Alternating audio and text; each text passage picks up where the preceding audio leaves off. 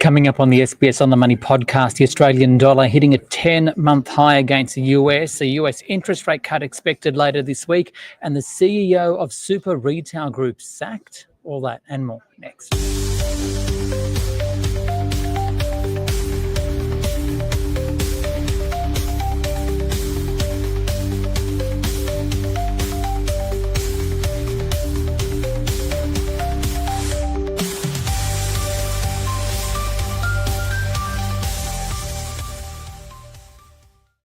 Hi everyone, welcome to the SBS On The Money podcast for this Tuesday, the 16th of September 2025. It's a day where the Australian share market rose 1/3% to 8,877, and when the Australian dollar reached a 10-month high of about 66.76 US cents. For more on that and what it means, I spoke with Chris Weston. He's the head of research at Pepperstone.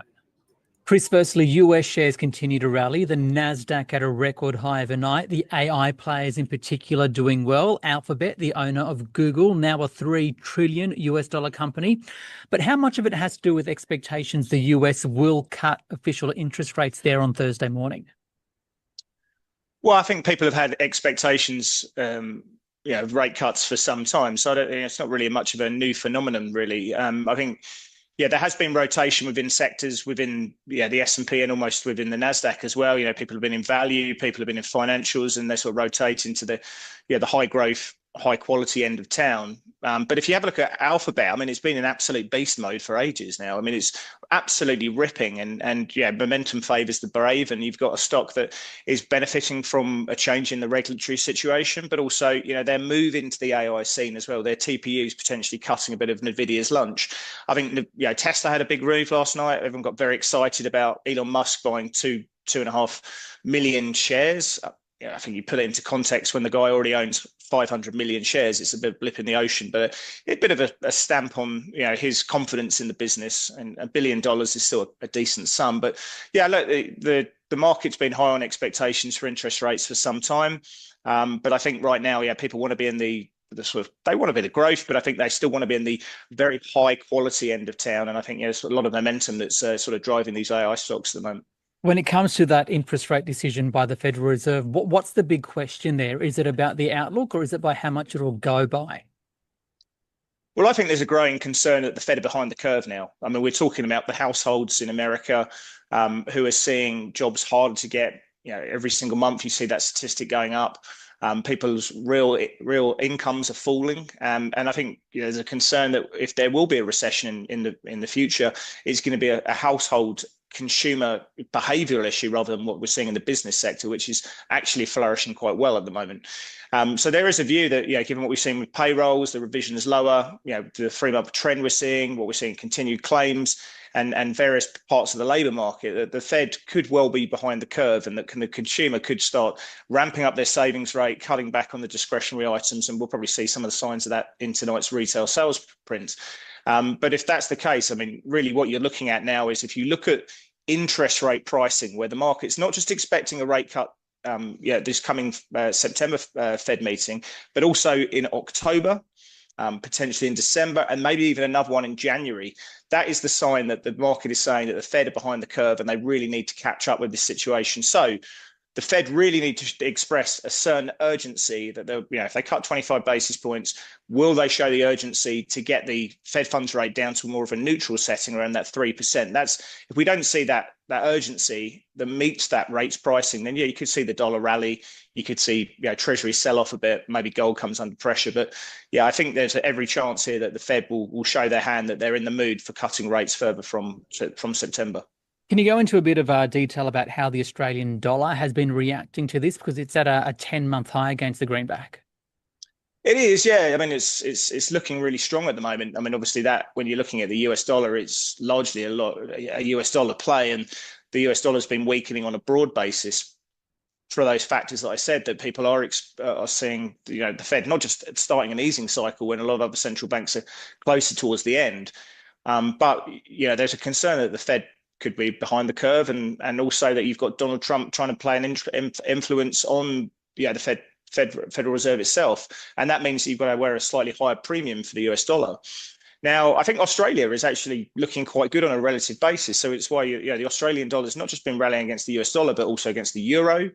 We're trading at the highest levels against the Kiwi, since 2022, sorry. So, yeah, the Aussie dollar has been performing very well on a broad basis as well. And I think, look, if you look at relative interest rates, relative growth, political stability with a fairly low deficit compared to a lot of other countries, and I say political stability relative to France, the US to an extent, and also Japan. I mean, we're looking like a beacon of stability, relatively speaking. So I think the Australian dollar has been performing quite well, and iron ore has been quite strong recently. Chinese equity markets, have been absolutely ripping. So it's been a sort of Goldilocks scenario for Australian dollar outperformance, and it's been a strong contender, not just against the US dollar, but on the crosses as well. What about the narrowing interest rate differential between Australia and the US, especially if you're talking about now the potential for maybe a 50 basis point cut in the US, or at the very least some successive rate cuts? Because some experts in Australia, I've seen some commentary from economists suggesting that they can't necessarily discount the potential for the RBA to actually be done with cutting rates. Yeah, and I think that's probably going to be decided when we get the Q3 CPI print, which comes out in late October. So, that could really dictate the situation, because Australia's growth rate at the moment, 1.8%, is pretty much where we call potential. So it's kind of the equilibrium level where if it goes up any further and a faster rate of change, then effectively that increases the chance of an inflation playing through. So we're seeing relative growth.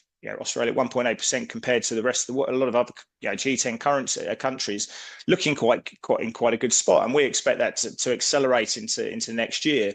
So that CPI print could be very telling indeed. But I suspect at the moment, the consensus is that we'll see another rate cut from the RBA in the November meeting, 4th of November. And that could be the last one we see in the cycle. The market's pricing two in the entirety of the cycle, to the trough rate. But where it goes in the Fed, I think is a very different situation. So relative interest rates have been working in Australian dollars appreciation, whether you're looking at the Australia US 2-year yield differential, or whether you're looking at actual sort of tradable derivative interest rates.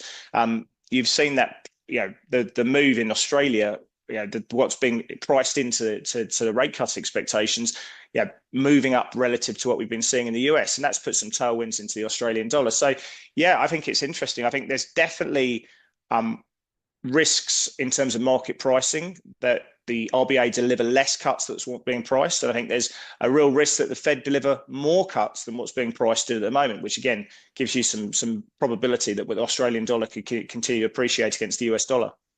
Yeah, but basically just answer the question I was going to follow up with, because you mentioned earlier that the Australian dollar is in a Goldilocks scenario, right? But you also acknowledge the potential for the US dollar to continue to climb if the Fed outlook is a bit softer. But what are you baking into your forecast? A stronger Australian dollar from here on? Well, I mean, I'm not going to get overly excited about about a ripping trend that takes us markedly above 70 cents anytime soon. The US dollar is still underowned. There's been quite a lot of short selling of the currency recently, and the interest rate curve in the US is still pretty rich in terms of expectations from that. But if you look at the risks to economics right now, I think the risks are very much skewed towards the downside in US economics, whereas I think they're skewed to the upside in Australia. I think China's probably going to add stimulus, which will increase their growth rate at a time when we're starting to see a bit of fragility. The expectations for a recession in the US are still, say, 30% or so, which I think could increase if the consumer feels the pinch and starts to stave off, and we start seeing businesses showing signs of retrenching. I think in that environment, you start looking at the flow-based effects in FX markets. So things like asset managers increasing their hedging ratios for US assets. And I think then, that would be a big negative again for the US dollar. So I think all the signs are right now that there are real risks that the US dollar could go down further and actually, go in a bear trend, which, depending on what happens with equity risk, and, if it was to see, that sort of concern permutate into equity markets falling, I mean, that would be a negative for the Australian dollar. But, if we were to see equity markets holding up and people getting really concerned about what was happening in the US economy, I think, yeah, that could be a very positive effect for the Australian dollar and see it trade, nicely above 70 cents going forward. It's Chris Weston there from Pepperstone talking about the Australian dollar, and now on the Australian share market, which rose 0.3% on the S&P ASX 200 on 8,877.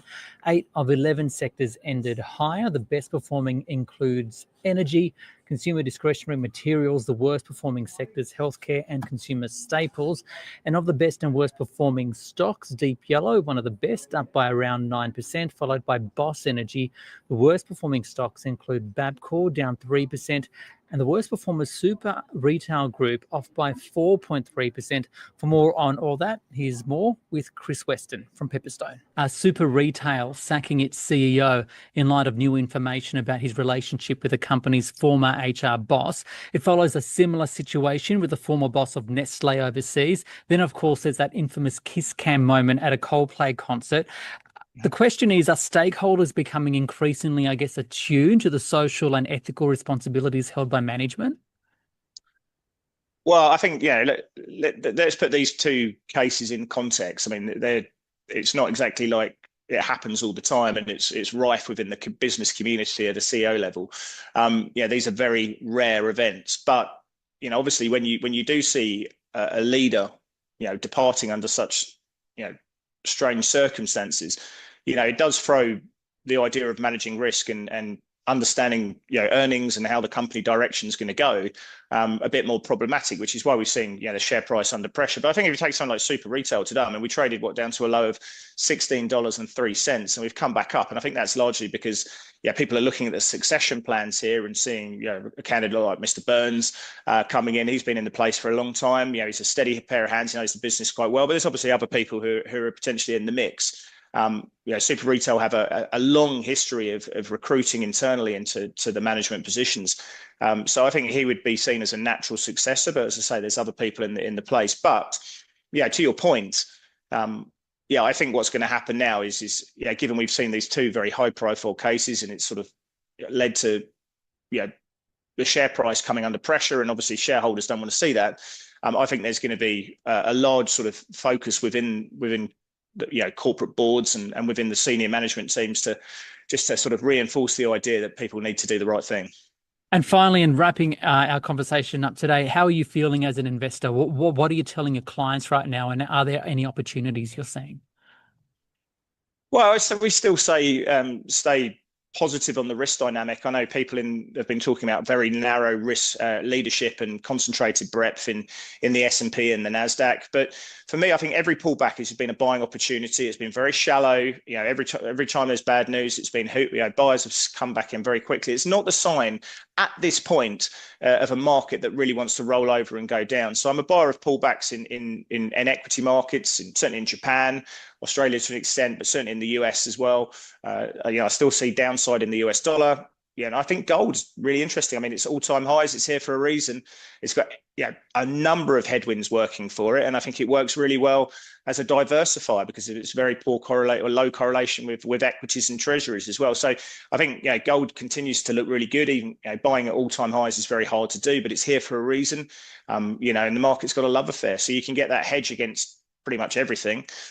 That's working, and I think that continues to work very nicely. So that's kind of where I'm looking at the world, still saying positive, but strange things do happen when a market that's been anticipating central bank cuts for a long period of time, and especially as one as important as the Fed, actually go and do it. That kind of sell the fat playing through. So just keeping an open mind that the market will do whatever it wants to do. That's Chris Weston there from Pepperstone, and he wraps up the podcast for this Tuesday. Don't forget, if you enjoy it, to give it a rating or a review on Apple Podcasts and Spotify, and to click subscribe. This SBS on the Money podcast is provided for informational purposes only and should not be understood as constituting advice or a recommendation. It is not personal advice, and it does not consider your personal circumstances or objectives. You should contact a licensed professional before making any financial decision.